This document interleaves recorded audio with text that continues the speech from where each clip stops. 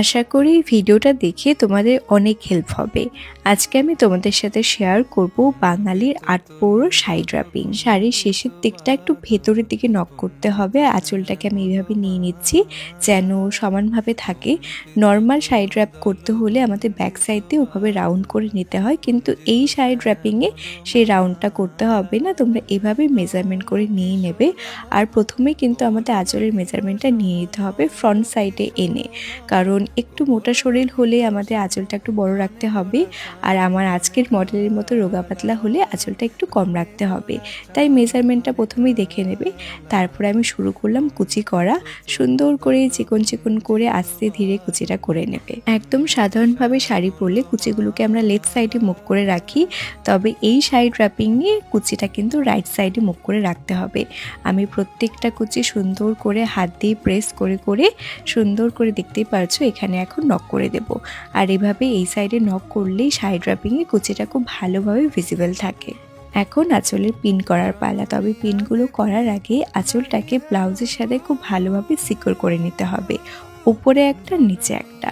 এখন আমরা একটা হাত আঁচলের নিচে ঢুকিয়ে দেব, আরেকটা হাত উপরে রাখবো মেজারমেন্টের জন্যে।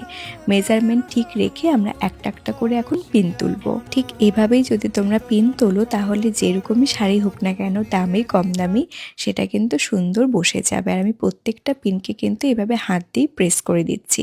মোটামুটি 2-3টে পিন যখন হয়ে যাবে সেটাকে একবার সেফটি পিন দিয়ে লাগিয়ে নেবে, তাহলে তোমাদের সেই পিনগুলো লক হয়ে গেল।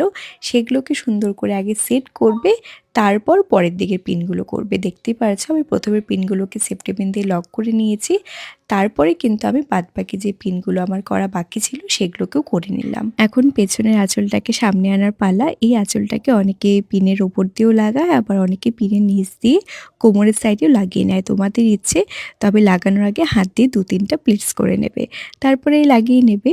এরপর আমি পেছনে যে পিনগুলো আছে শাড়ির আঁচলে সেগুলোকে সুন্দর করে সেট করেছি।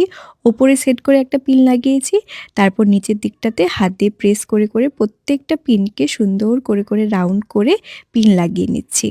ক্লাসে স্টুডেন্টদেরকে কিন্তু শাড়ি ড্রাপিং শেখানো হয়, তারই ভিডিও আমার কাছে ছিল, সেখান থেকে আমি এই শাড়ি ড্রাপিংয়ের ভিডিওটা তোমাদের সাথে শেয়ার করলাম।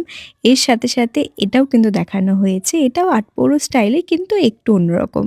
তার সাথে রিসেপশনের শাড়ি ড্রাপিংও দেখানো হয়েছে, আর অন্যান্য অনেক কিছু স্টুডেন্টদেরকে দেখানো হয়েছে, যেগুলো তোমরা শিখতে চাইলে আমাদের ক্লাসে জয়েন করতে পারো। আমাদের নেক্সট ক্লাস শুরু হবে মার্চের 25 তারিখ থেকে। তোমরা যারা যারা আমাদের ক্লাসে সিট বুকিং করতে যাচ্ছ, আমাদের স্ক্রিনে দেওয়া নাম্বারে যোগাযোগ করে আমাদের কাছে তোমাদের সিটটা বুক করে নিতে পারো।